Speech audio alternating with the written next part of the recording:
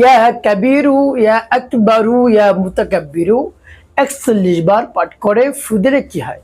আমি আবার বলছি, ইয়া কাবিরু ইয়া আকবারু ইয়া মুতাকাব্বিরু ৪১ বার পাঠ করে ফু দিলে কি হয়?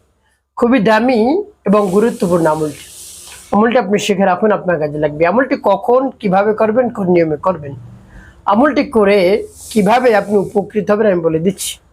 বিস্তারিত জানার জন্য, আমলটি শিখে রাখার জন্য ভিডিওটি না টেনে না কেটে ধৈর্য এবং মনোযোগ সহকারে শেষ পর্যন্ত আপনি দেখতে থাকুন, তাহলে সঠিক নিয়মে আপনি আমলটি করতে পারবেন। প্রিয় ভাই বোনেরা, আমলটি করে যখন আপনি ফলাফল পাবেন, উপকার পাবেন, দেখবেন আপনি আনন্দ আত্মহারা হয়ে যাবেন।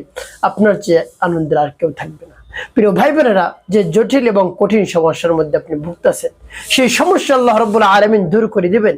এই নাম তিনটি যদি আপনি পাঠ করতে পারেন, আল্লাহ রাব্বুল আলামিন এমনিতেই খুশি হয়ে যান। তার নাম যদি আপনি পাঠ করতে পারেন, তার নামকে স্মরণ করতে পারেন, তাকে স্মরণ করতে পারেন, নামের জিকির করতে পারেন, তাসবিহ আদায় করতে পারেন, অত্যন্ত খুশি হয়ে যান।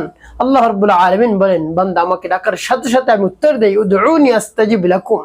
ডাকতে দেরি তোমার, আমি দিতে মোটেও দেরি করি না। তাই আল্লাহ রাব্বুল আলামিনের নামের জিকির করুন, তাকে বেশি বেশি স্মরণ করুন, দেখবেন সবকিছু আপনি পেয়ে গিয়েছেন। তো প্রিয় ভাই বোন, আমলটি কখন কিভাবে করবেন, কোন নিয়মে করবেন, আমলটি করে কিভাবে আপনি উপকৃত হবেন আমি বলে দিচ্ছি।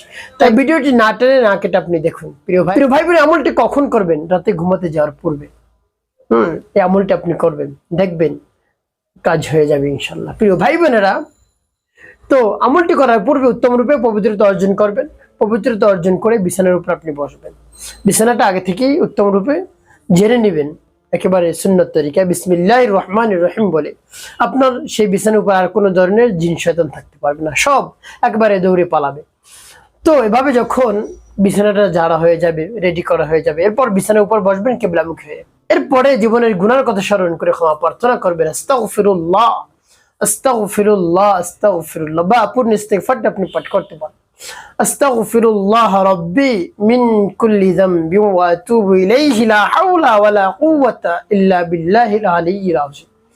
যখন ইস্তিগফার পাঠ করা হয়ে যাবে, এরপর ৩ বার দুরূদ শরীফ সাল্লাল্লাহু আলাইহি ওয়াসাল্লাম সাল্লাল্লাহু আলাইহি ওয়াসাল্লাম সাল্লাল্লাহু আলাইহি ওয়াসাল্লাম ইস্তিগফার দুরূদ শরীফ যখন পাঠ করা হয়ে যাবে, এরপরে সেই নাম পাঠ করবেন। প্রিয় ভাই, যখন পাঠ করবেন আল্লাহ রাব্বুল আলামিনের কাছে মনে মনে বলবেন, হে আল্লাহ, আমার আমলকে, আমার সময়কে কবুল করুন। যে সমস্যা সমাধানের জন্য আমলটি করতে, সেই সমস্যা সমাধান করে দিন। এভাবে বলে তারপরে নাম পাঠ করবেন। প্রিয় ভাই বোনেরা, পরবর্তীতে বলে দেবো কোন উদ্দেশ্যের জন্য আপনি আমলটি করতেছেন। আগে নাম বলে নেই, আমার দেখানোর নিয়ম যে আপনি পাঠ করুন, ইয়া কাবীরু ইয়া আকবারু ইয়া মুতাকাব্বিরু ইয়া কাবীরু ইয়া আকবারু ইয়া মুতাকাব্বিরু ইয়া কাবীরু ইয়া আকবারু ইয়া মুতাকাব্বিরু। যখন পাঠ করে যাও একটু ফুদে, তারপর আপনি আবারও পাঠ করবেন, ইয়া কাবীরু ইয়া আকবারু ইয়া মুতাকাব্বিরু ইয়া কাবীরু ইয়া আকবারু ইয়া মুতাকাব্বিরু ইয়া কাবীরু ইয়া আকবারু ইয়া মুতাকাব্বিরু।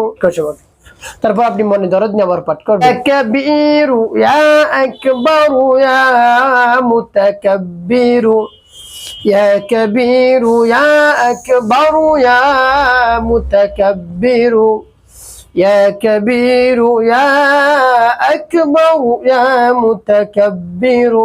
পাঠ করা সহজ। প্রিয় ভাই, কতবার গুনে গুনে আপনি পাঠ করবেন? ৪১ বার। ৩টি ফু দেবেন। এরপরে আপনি কি করবেন?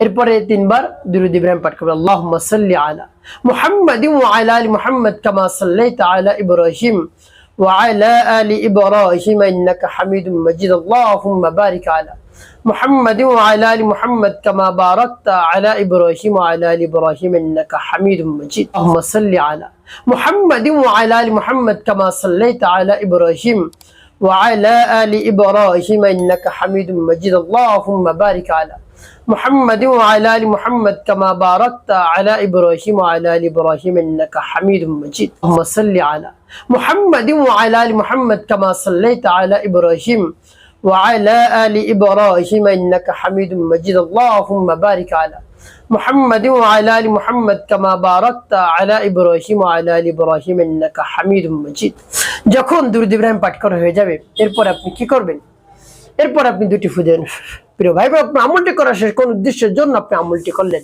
রাতে ঘুমাতে যাওয়ার পূর্বে প্রিয় ভাই আপনার যদি শারীরিক দুর্বলতা থাকে কোনোভাবেই স্ত্রীর সহবাস আপনি করতে পারছেন না আপনি একেবারে অপারগ হয়ে পড়ছেন লজ্জিত হয়ে পড়ছেন স্ত্রীর সামনে যেতে ভয় পাচ্ছেন রব্বুল আলামিনের উপর পরিপূর্ণ আস্থা রেখে বিশ্বাস রেখে আপনার মনকে স্থির করে দৃঢ়তার সাথে এই নাম পাঠ করুন রাতে ঘুমাতে যাওয়ার পূর্বে স্ত্রীর সাথে সহবাস করার পূর্বে আপনি এই নামটি পাঠ করুন দেখবেন দীর্ঘ সময় আপনি স্ত্রীর সাথে মিলন করতে পারবেন সহবাস করতে পারবেন আপনার স্ত্রী অনেক আপনার উপর রাজি এবং খুশি হয়ে যাবেন সন্তুষ্ট হয়ে যাবেন আর আপনার লজ্জিত হতে হবে না প্রিয় ভাই বোন যদি বিশ্বাস নিয়ে আপনি আমলটি করতে পারেন কাজ হয়ে যাবে এভাবে আল্লাহ রাব্বুল আলামিনের নামটি আপনি পাঠ করুন সহবাসের পূর্বে আপনি স্ত্রীকে তৃপ্তি দিতে পারবেন দীর্ঘ সময় স্ত্রী সহবাস করতে পারবেন দীর্ঘ সময় ধরে আপনি মিলন করতে পারবেন প্রিয় ভাই বোনেরা একটি কাজ আপনার করতে হবে 5 ওয়াক্ত নামাজ আদায় করতে হবে মানুষের কল্যাণে খিদমতে কাজ করবেন অবশ্যই আপনার জীবন হবে সুখময় এবং শান্তিপূর্ণ ইনশাআল্লাহ